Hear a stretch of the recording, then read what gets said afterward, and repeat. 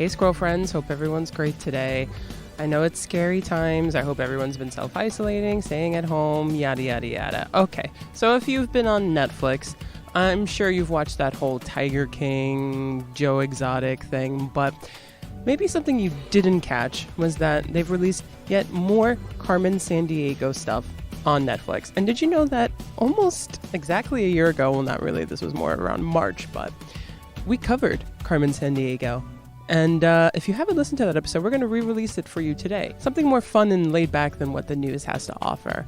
So enjoy this episode and wash your hands and stay on original.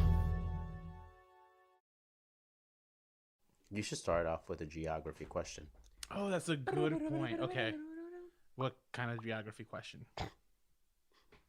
I'm not good at geography. I learned nothing from Carmen Sandiego. You didn't learn about that fruit that smelled horrible but tastes so delicious? I knew about the Dorian fruit already, though. Okay. Where is it, the Dorian fruit? From Jakarta. Right?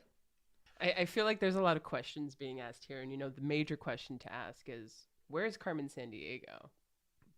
And we could probably just edit this as the opening. That's me confused. Well, that's right, guys. This week we're talking about the one and only Carmen Sandiego. Yeah. So this is Rolando. And I'm Nicole. And this is Remakes, Reboots, and Revivals. An original podcast about unoriginality. Now let's go chat.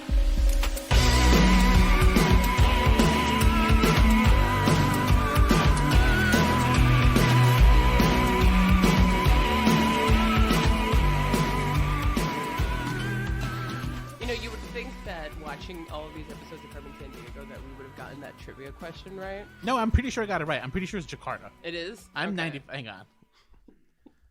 Yeah, anytime there's like a trivia question about geography, I always blank, and I swear I'm good at it. Yeah, I guess we didn't watch enough Carmen Sandiego. Yeah, we really up, didn't, right? because this show is just like really on the geography kick, which is great. The Big Durian, yeah. Oh, hey. I was right. Thanks, Carmen. So yeah, I knew. No, I want to preface this. I knew about the Dorian fruit, the durian. I just didn't know that Jakarta was known as the Big Durian. Oh. Like, you know, the Big Apple in New York City. Mm-hmm. Because apples grow in New York. Yeah, she actually said that. She did say that, Yeah. yes. This is Same example. Too. Okay, all right. Well, all right. Thank you. All right, so, yeah, we're talking about Carmen Sandiego. Yes, we are. But first, you know, we just want to mention that today we are joined again by Eddie Z. Hey, Eddie. Hey, guys. You can call me the player for this episode. Oh, that's good. I like that. That's a good idea, Eddie. Okay. All right, so the player. Player. Just player. He's not the player. He's just player. Yeah, he is just player. Player. Yeah. Nicole, usually you do history, but are you going to do history today, or Well, am I going to fill a lot of gaps? I could give a general history of the year 1985. Go ahead. Let's go. 1985, Ronald Reagan is president. The prolific Live Aid concert happened where Queen, Led Zeppelin, the Rolling Stones, Paul McCartney, Madonna, all these people performed. And the big movie in 1985 that won the Oscar that year was Out of Africa, which apparently we all were.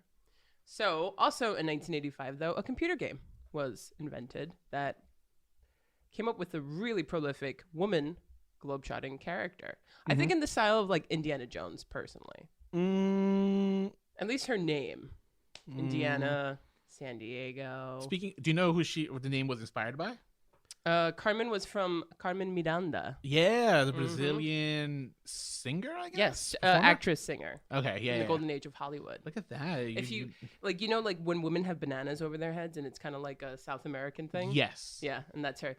And she goes chicka boom, chicka boom, chicka Yeah, boom. the name was very, Yeah, that's very. right, Yeah, the name was very, very exotic, so that's why it was picked. Halloween costume, Carmen Miranda. That's a great Carmen one. Miranda Sandiego. Yeah. Ooh, a There you mixture go. of the two. Yeah. It's just. Yeah, in that red outfit, just being like Mashup. boom, chicka boom, chicka boom. Yes. Mashup. Love it. Yes, you're right. It was the 1985 is when the game came out, but it was in development for a couple of years. Broderbund hired an ex-Disney animator who had worked on Sleeping Beauty and a couple of software engineers to work on this. And the original name for the game was actually that they were working on was World Quest. So the goal of the game was to try to solve crime using deductive reasoning and like puzzle solving. Okay. At the time, the owner of Broderbund, or the president, I guess, he was like a globetrotter himself, so he kind of wanted to be kind of geography based. Mm-hmm. So That's how they kind of came up with the name World Quest. And you kind of needed a storyline, you needed some villains, and that's where this guy David Sitkin had come in. And one of them that he had created was Carmen Sandiego. And the producers of the game kind of realized, oh, you know what? This character, Carmen Sandiego, with the red fedora and the red overcoat, they decided it was like, this is going to be the star. And it worked. And if you think about it, in the 1980s, a lot of video game characters were very male centric. Yeah. So this is one of the first female centrics to give female players an icon of their own. Unfortunately, she was a bad guy though, stealing anti-hero. No, she wasn't an anti-hero though, not in the games. But everyone loves Carmen Sandiego. Yeah, you can love Carmen Sandiego, but she was a bad guy. You were the good guys.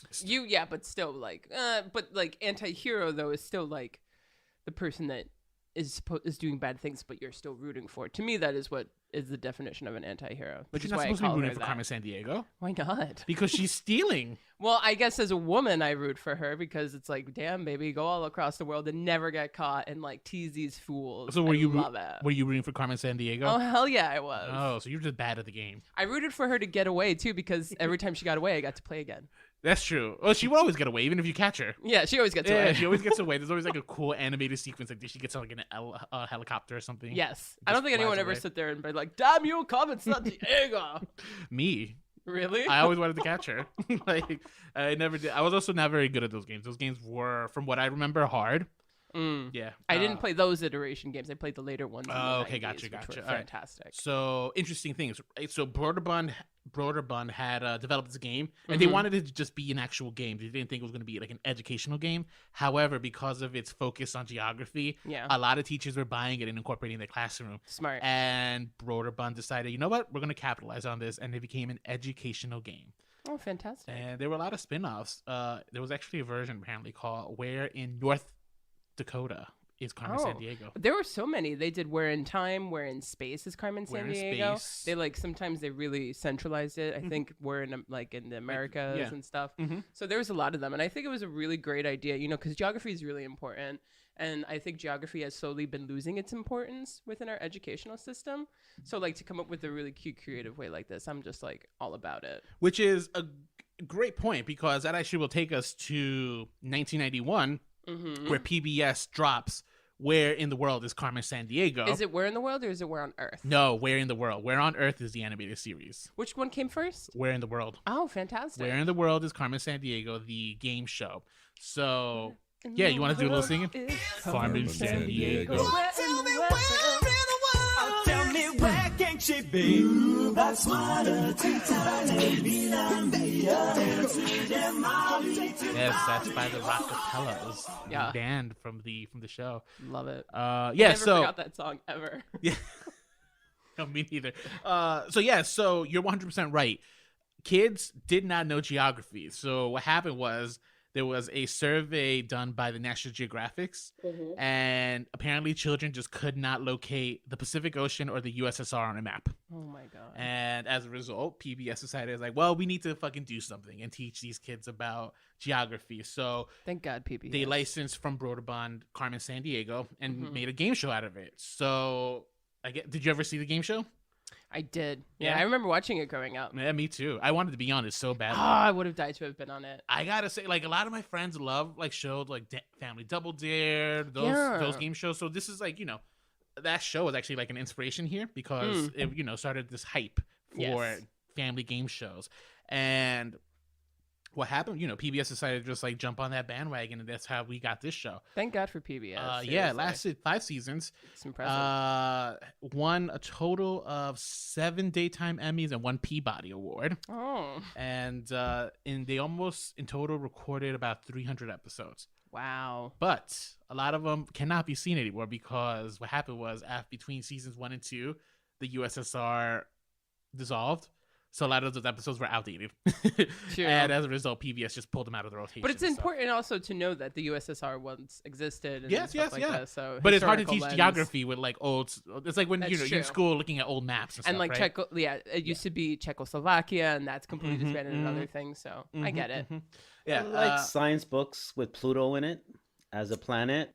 Pluto's still a planet. Obsolete. I know it's not recognized as one. You're like old school. It's You're not part of the solar system model I as still we know recognize it. Pluto in my life, in my solar system. But no, that's precisely the point. So that's why they were taken out of the rotation and stuff. But Okay.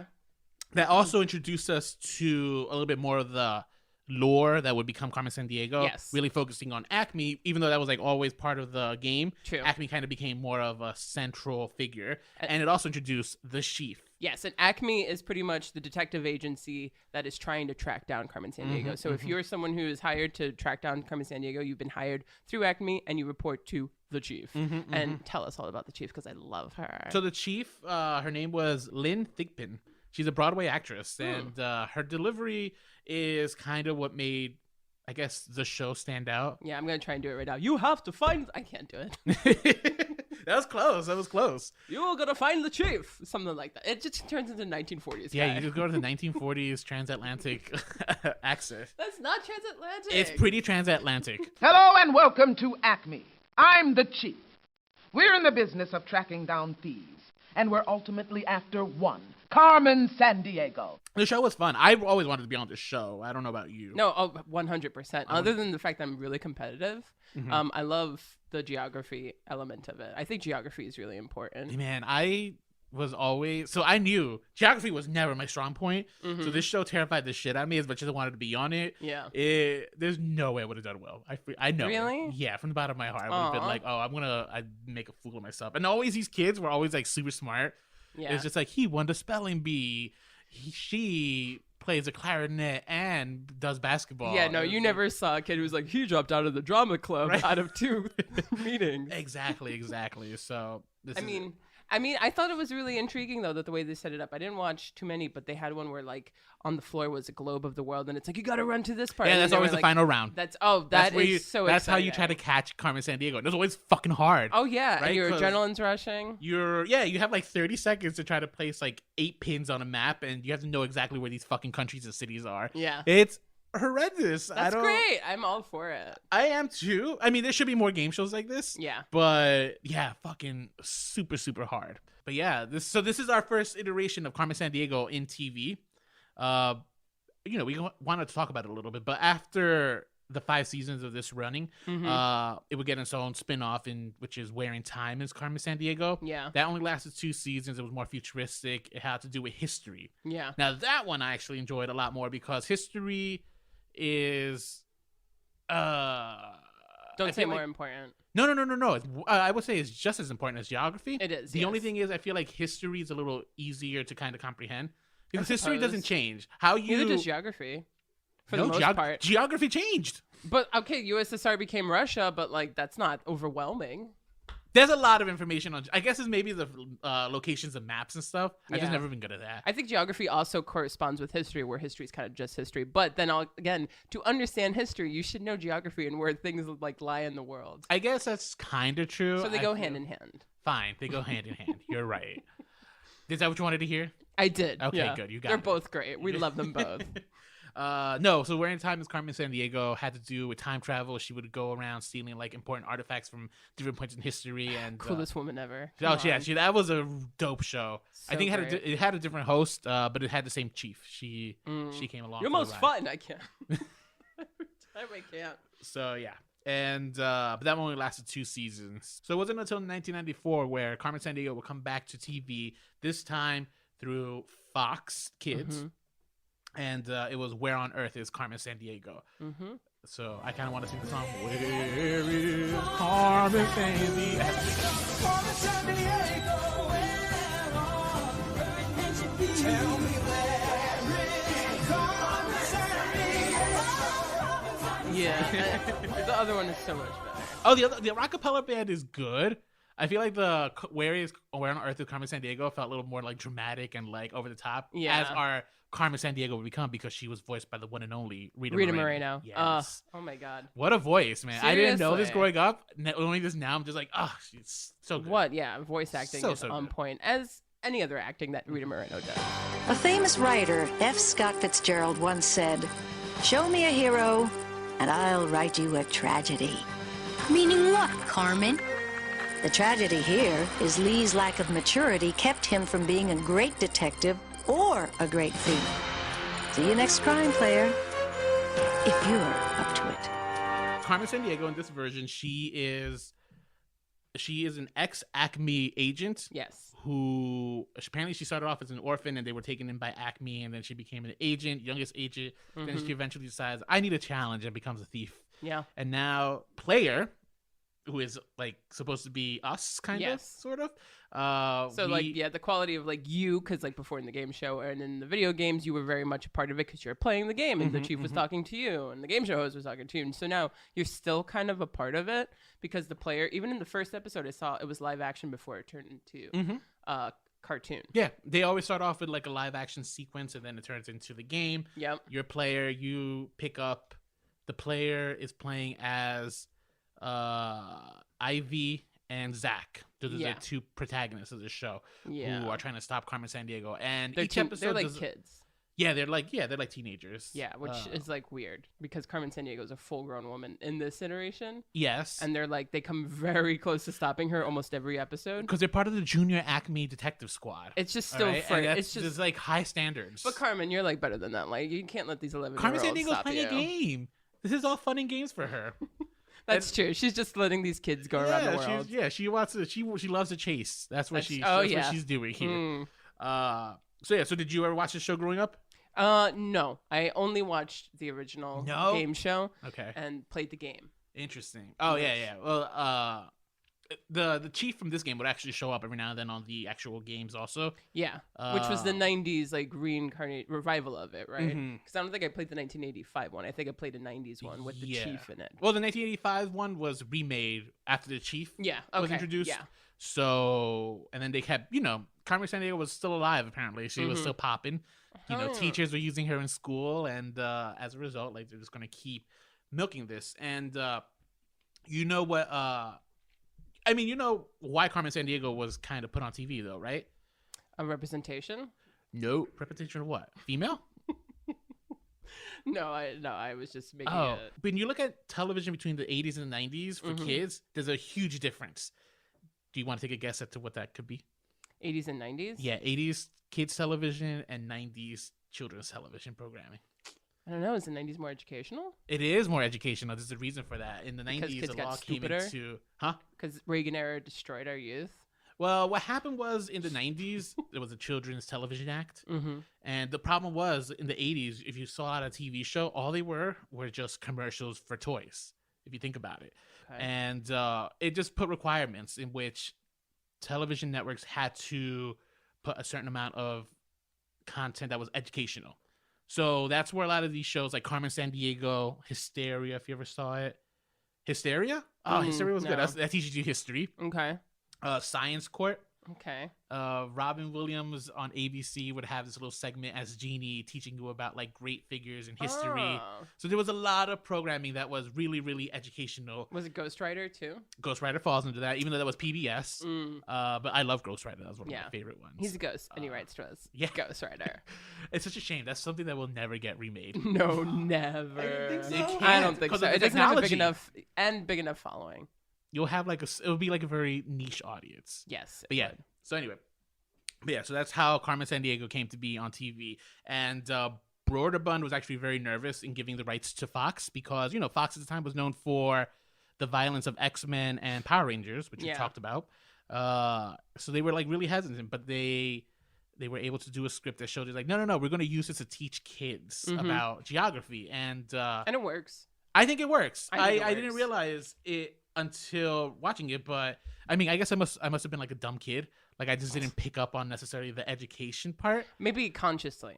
Maybe. It's funny, right? Because at the same time while I was watching these shows, I was also watching shows like The Magic School Bus. And The Magic School Bus, I actually absorbed a lot of the stuff that I would learn. Yeah, me too. I think this one was just like the action sequences were so cool and the animation was kind of, that kind of Captain Planet like look, right? Yeah. It felt very much more entertainment than it felt educational for me. Well, let's look at the pilot of Where on Earth is Carmen Sandiego. Let's look at it. Where it begins with Carmen stealing the eyes of a Van Gogh painting. Yes. And then they have to deduce art history. Right. And then they're like, okay, who's got the most famous smile? The Mona Lisa, Leonardo da Vinci.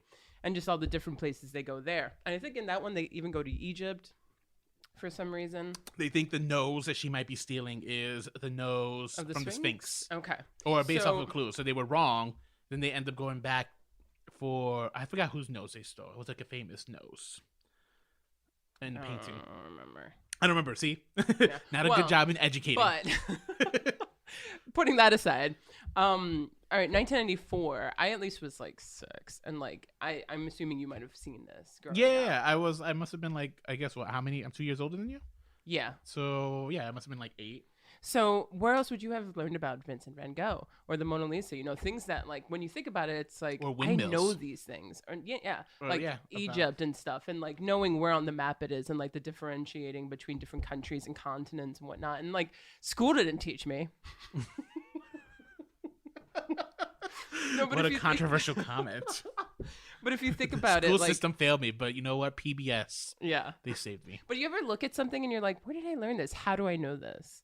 Yeah, a lot of it for me, truly, honestly, has been for the Magic School Bus. Well, I kid you not. I mean, I'm not trying to say the reason why you know all those things is because of Carmen Sandiego, but I do think that those shows and growing up with that, and that's when television, especially for children, does do it right, is where you realize the effects growing up, and like these things are just kind of instilled in you. Mm-hmm. And you're getting like an education in art and in geography and in history, and it has an effect on you that, yeah, just kind of like it has staying power. Mm-hmm. Because also it's like, there was a, do you know Marshall McLuhan?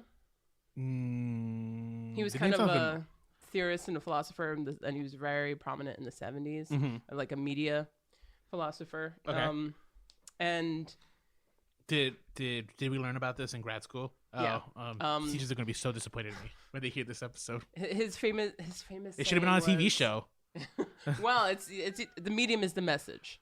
Oh, okay, yeah. That's what he was known for saying. The medium is the message, right? Which is also something right there. Mm-hmm. It's like it's not that you're being learned about. You're not being taught geography. You're being taught through a television show as entertainment. Yes. That the medium is the message. Right. But he also said that, and I'm kind of like paraphrasing this whole theory of his.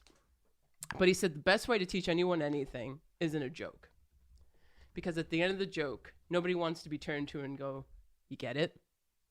Mm-hmm. You want to be in on the joke. Yes. Right? You want to be a cool kid, essentially. You want to be smart enough to have gotten the joke. You don't want it to be explained to you. And that's how people learn. They want to be informed with what everybody else is because they want to be in on it. So when you present it in the form of like a television show, like a cool like Carmen Sandiego, like, oh, you know about this. You know where France is. You know where Egypt is and Vincent Van Gogh, right? Like you get it, right? Like it's almost a perfect way to, you almost got to do, reverse psychology sometimes to teach people things. Mm-hmm.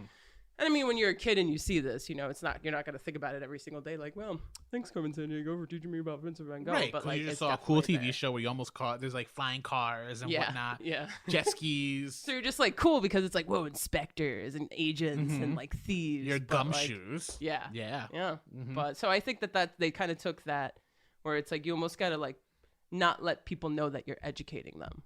And Yeah. then they'll be educated. Right. Watching it now, I can see it's like, oh, yeah. They really are like kind of teaching you a lesson. When I was watching it then, nope, I did not see that. I was just like, so yeah, mind-boggling, right? Yeah. I wonder how much of that stuck. And it's almost, I do think like, I mean, I'm not going to attribute all of my learnings to it, but I do think some of it stuck or like contributed to the more you see something, the more it stays with you. Mm-hmm. Like even the way they pose it, it's like, what famous French painting is in the south of France? Where could that possibly be? Whenever you you saw that, I got excited. Like, it's Mona Lisa, obviously. Yeah. You guys are so dumb. It's like so obvious, guys. And it's got you even until your 30s. And then you feel like you're solving that mystery. Yeah, hell yeah. And you're going to catch Carmen Sandiego. You're mine today, Carmen. And somehow, some way, a lot of these channels like Disney and Nickelodeon are using a lot of stuff that you know, a lot of tactics that you would see on Carmen Sandiego, Yeah. these shows from the 90s. They're still being used effectively nowadays, despite the fact that the government is not telling them they have to do it. They just aren't. They can't. The government doesn't have any jurisdiction on cable programming. So it's weird. It is interesting. Interesting. Yeah. But Yeah. Carmen Sandiego, part of this 1990s edutainment. And so 90s, yeah. It is so 90s. And did you realize the voice of the chief in that one is Squidward?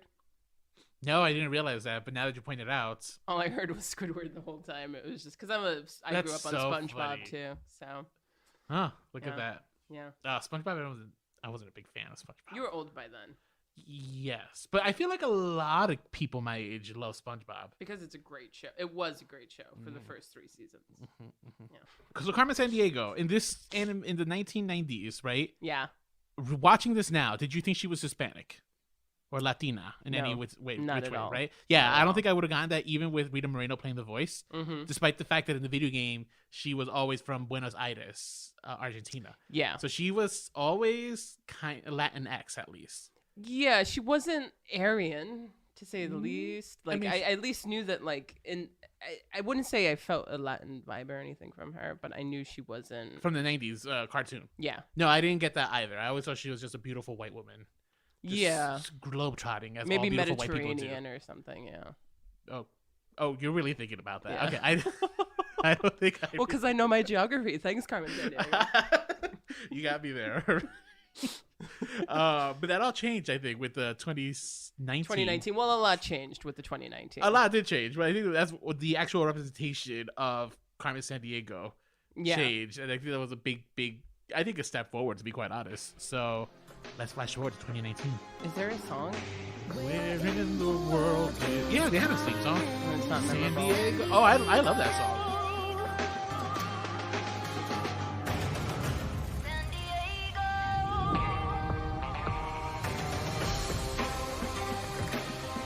It's like so sexy and serious. No? Is it the word? remember I was it. using the word sexy with the kids' TV show. Is the new one a kids' TV show, though? That's a good question. I Yeah. don't know. I'm not sure. I think technically speaking, yes, it is a kids' TV show, Mm, but there then were shame on parts of them. it that were like a little darker than I think I would be. If so, I'm not. I don't applaud I'm a little that. uncomfortable with like. I think it's like I mean, it's rated TVY7. I don't know where they got that rating from because I think it should be the TV PG, maybe at True. most. Although I think things are more like children are seeing highly inappropriate Do you things think that's at what it younger is? ages in this generation. Mhm. So I think they're just like, fuck it, kids are gonna watch it anyway. Yeah. It's Netflix, Maybe which I don't approve of. TV. But it All could right, be. so I just want to just preface this, which this is a big spoiler alert because this show just came out this year. Yeah. In February. So yeah, so this came out fairly recent. So, yeah, but the show, you're right. It did Mhm. have some dark things that happened in the show that I was just like, oh, this is like not really age appropriate. I think for me, it was in the final episode. There was like the scene where I'm good. There was like a scene where one of her maternal figures is giving her a hug to Mhm. kill her.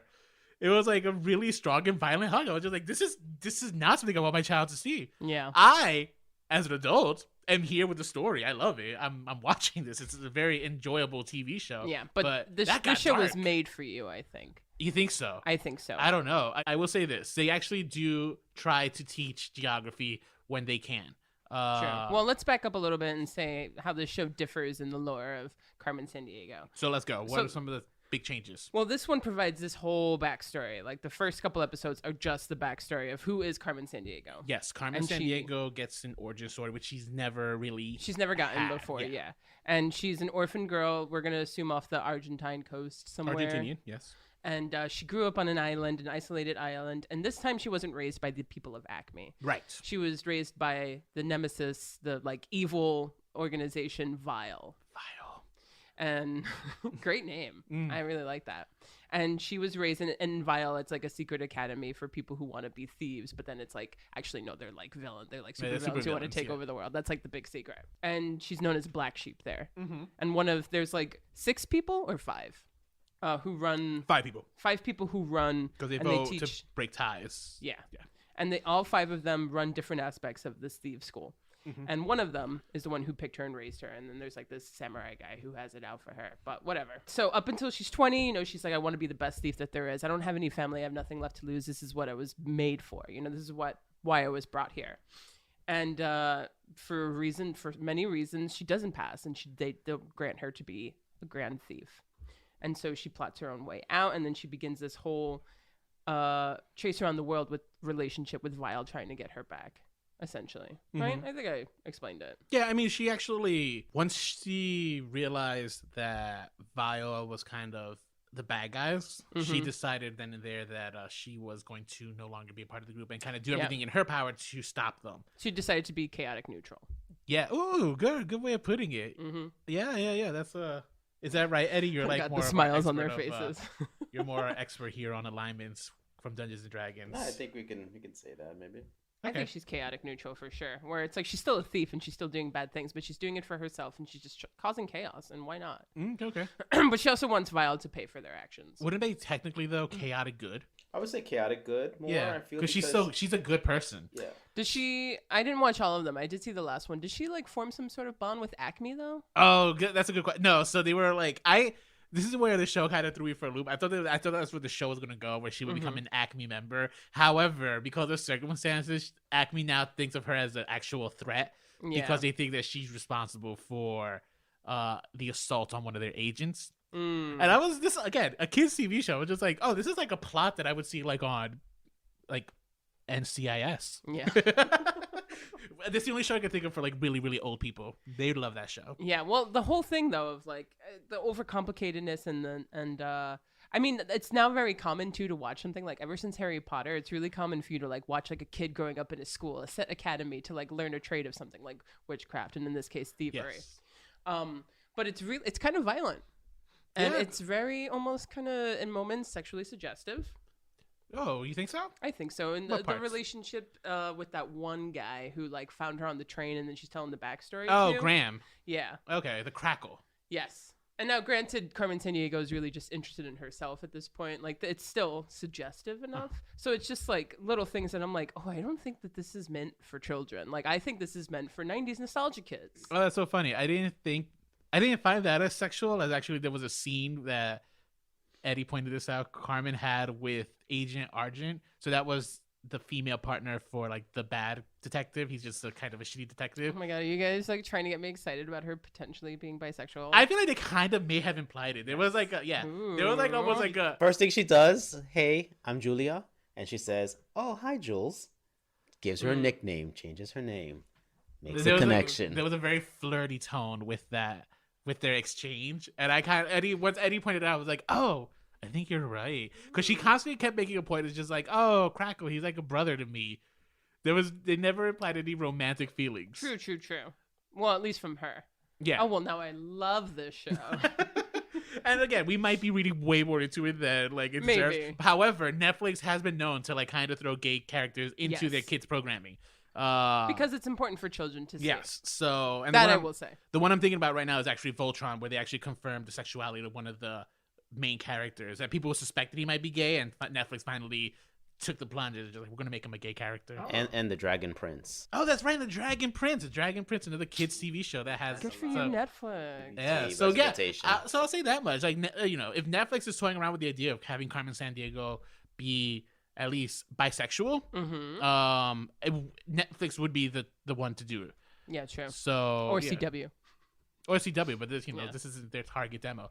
Who plays Carmen Sandiego in this one? Gina Rodriguez. You can call me Carmen. Vile is stealing from all over the world. Hola, Red. Where are we at, player? Sunny Ecuador. With luck, I'll secure any valuable artifacts Vile might exploit by stealing them. A very, very outspoken Hispanic actress and figure. Netflix actually also has her signed on to do a live action version of Carmen Sandiego. Yeah. That's like, I thought it was like actually just a rumor, but it's 100% confirmed. Netflix is working on a live action. I saw that. I did see that. I don't know.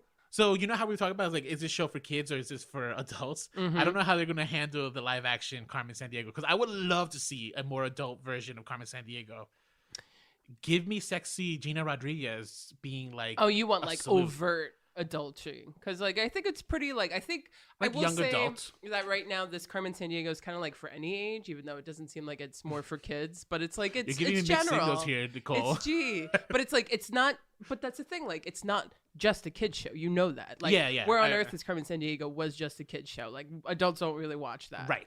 But this one, it seems like it's for all audiences. But I still think it's for an older, more mature audience. Yeah, an audience that has grown up with Carmen Sandiego is just like, oh, where is Carmen Sandiego now? In 2019, what are we doing with her? And where is that cunt?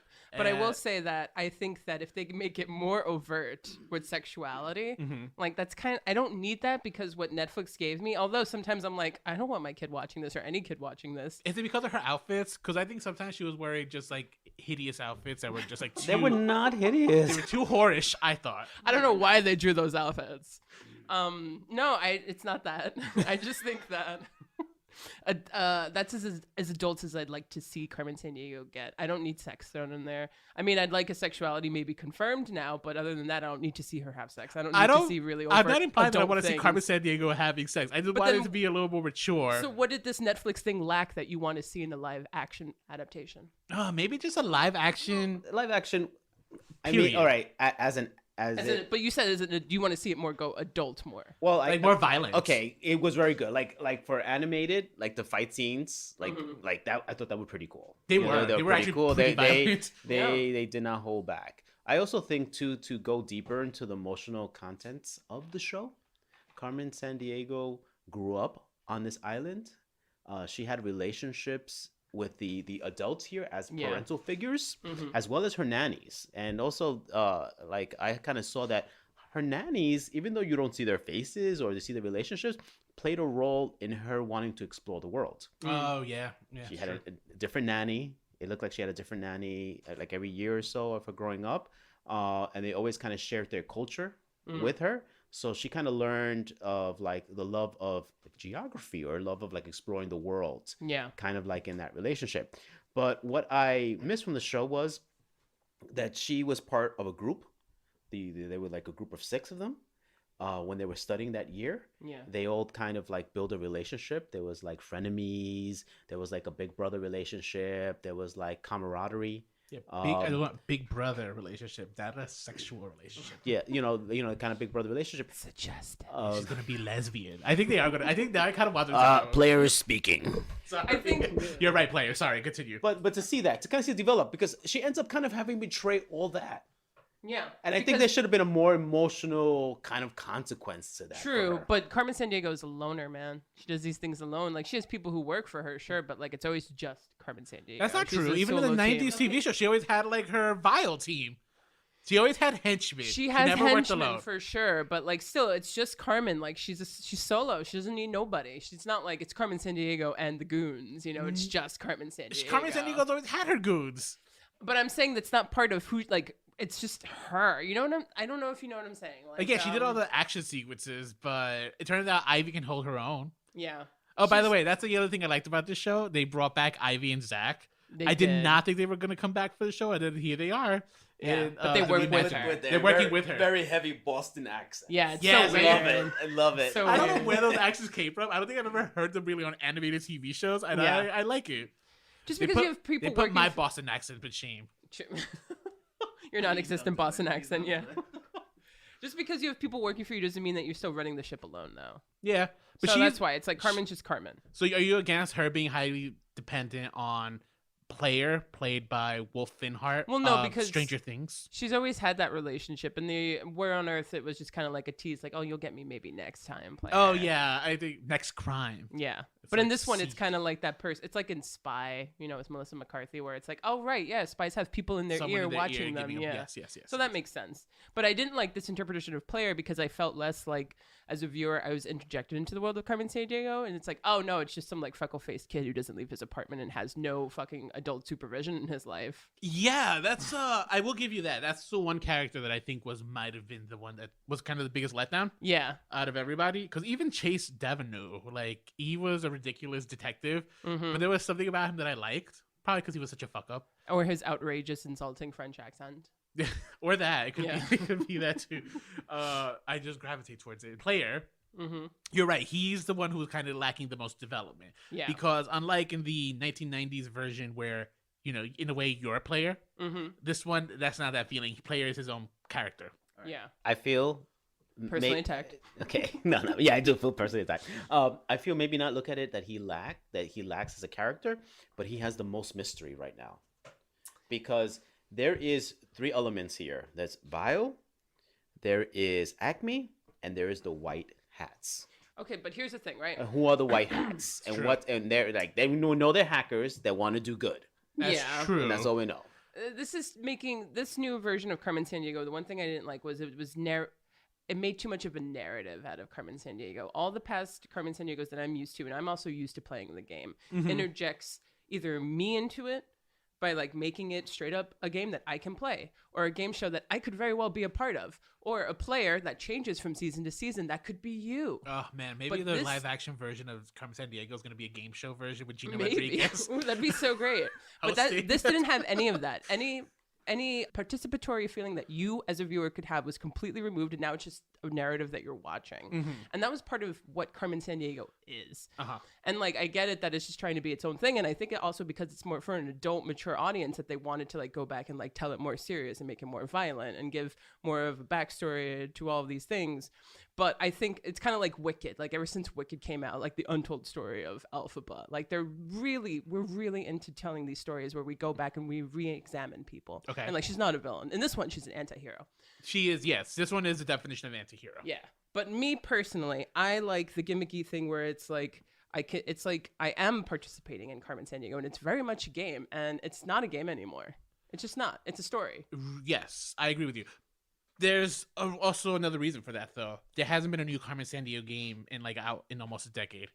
It doesn't matter, though. More than that, because Broderbund went out of business and it went to, I think, like a learning company is who owned it. And they've been trying to make a game out of Carmen Sandiego for some time, but they've been failing at it. Well, so I don't know if it's necessarily there's not an interest there.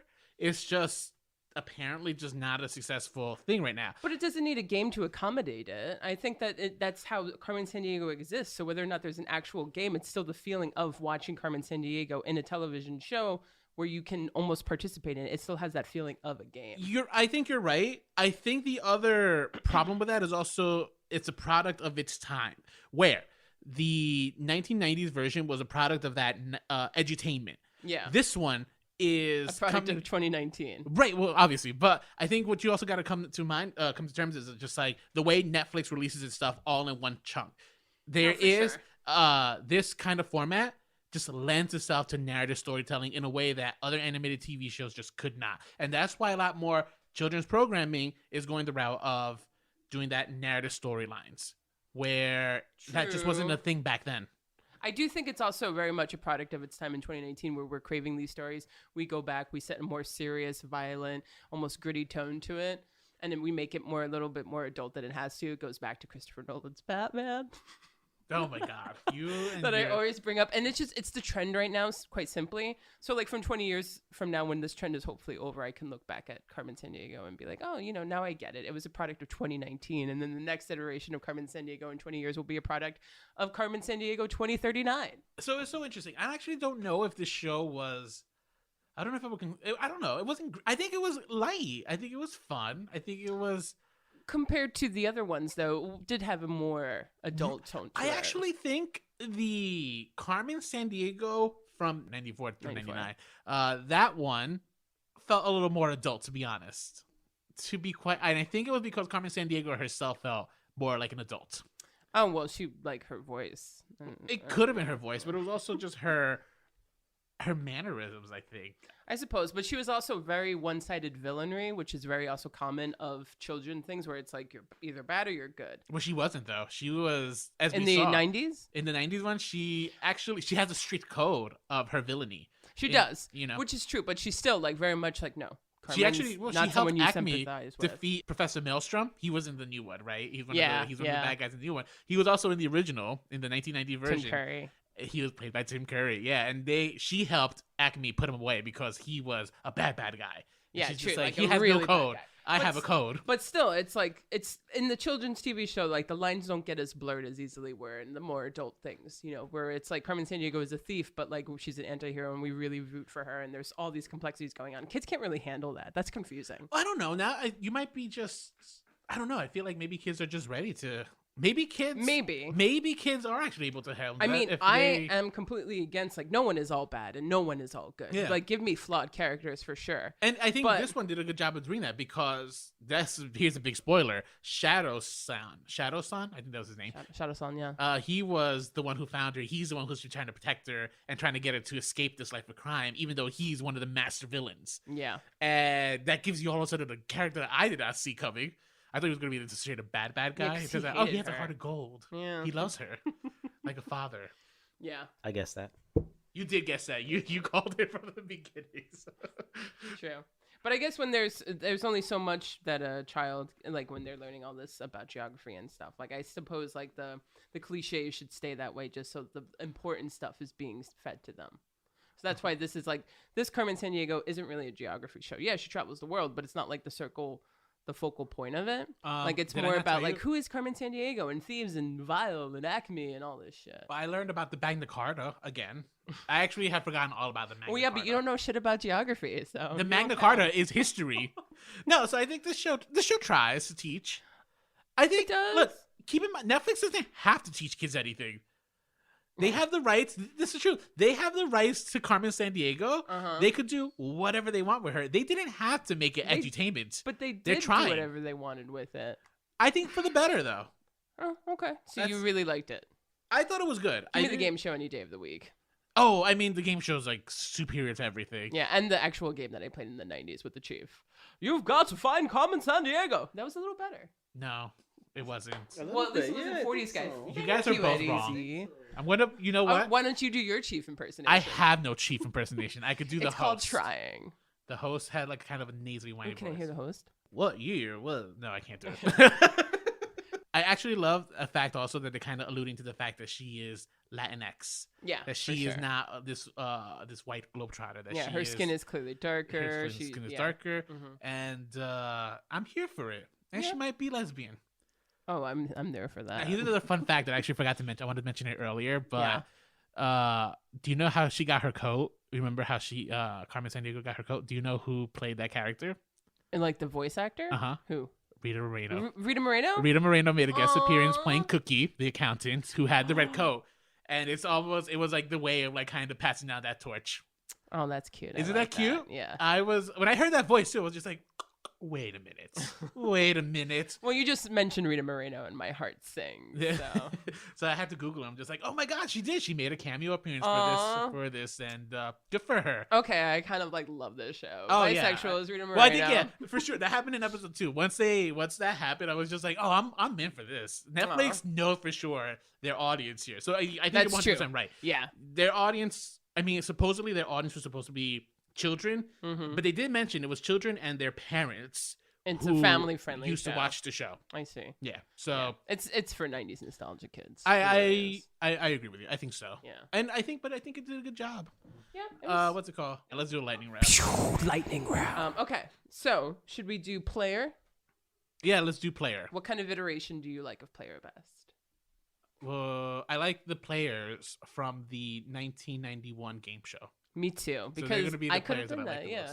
Although if I had to actually talk about a real character, then I'm going to go with the player from Finn Wolfhard. Even though he wasn't really a well-developed character, he was still more of a character than player from the 1994 TV show.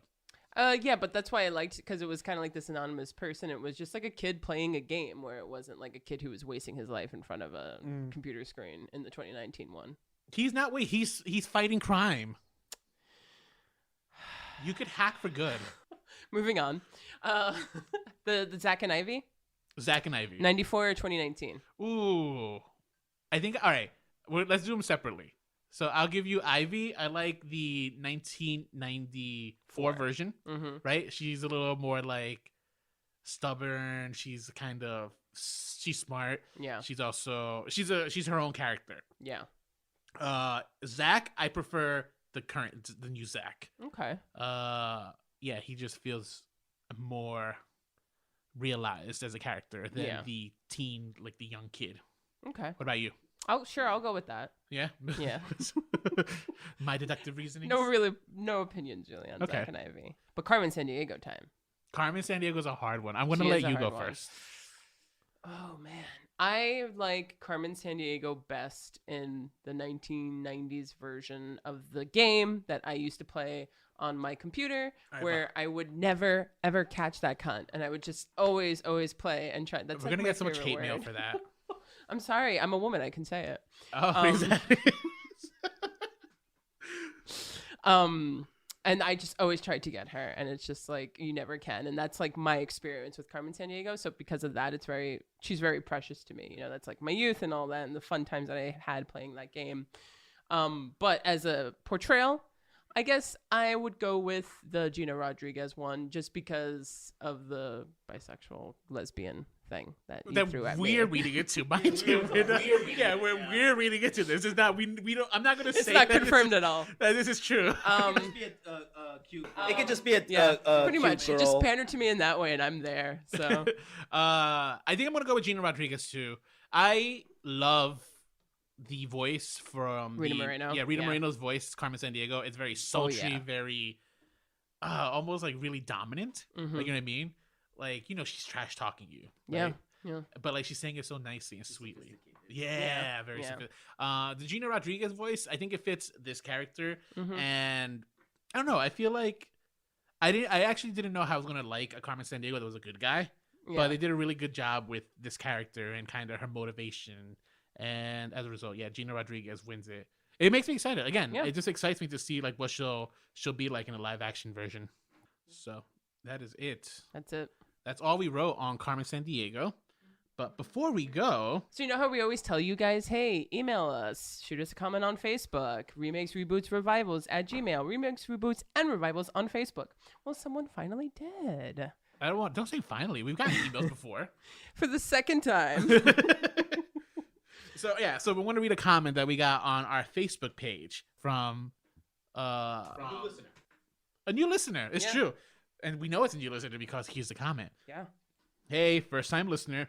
So a good point that was made was that Mowgli's exile from the jungle was tantamount to separation of the colors, with Mowgli representing non-whites. However, isn't it just as likely that Mowgli could represent whites in the same vein, and the allegories support non-white superiority? Okay, well, first time listener, Mowgli represents whites, so he doesn't actually represent non-whites. That was, at least my argument was, not like non-whites. He represents whites.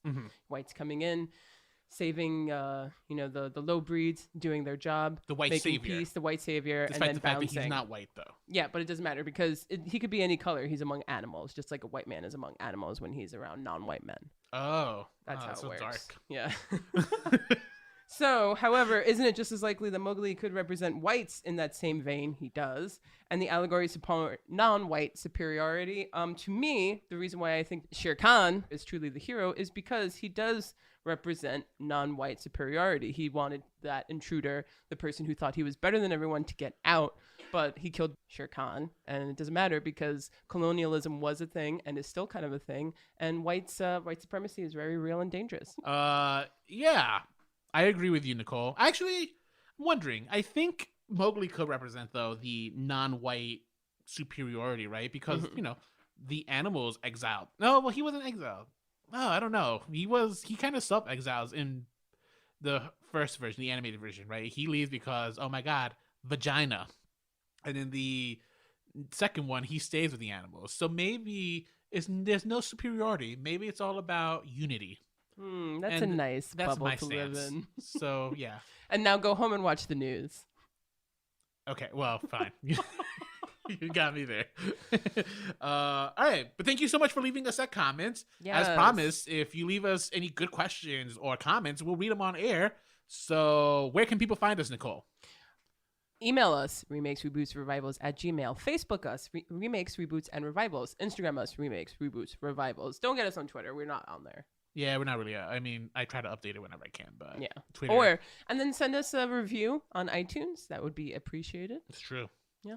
All right. Cool. Well, that's it. Thank you for your comment. Yeah, for sure. I hope I answered your question. Nicole, any more crimes to commit? Not this time until we catch Carmen Sandiego. And that was somewhat almost there. At least I try, okay? My gosh, you make me never want to try again just because you're going to judge me. I judge. That's not supportive environment. I just judge. This is what I do. All right. Well then, until next crime, stay unoriginal. Oh, that was cute.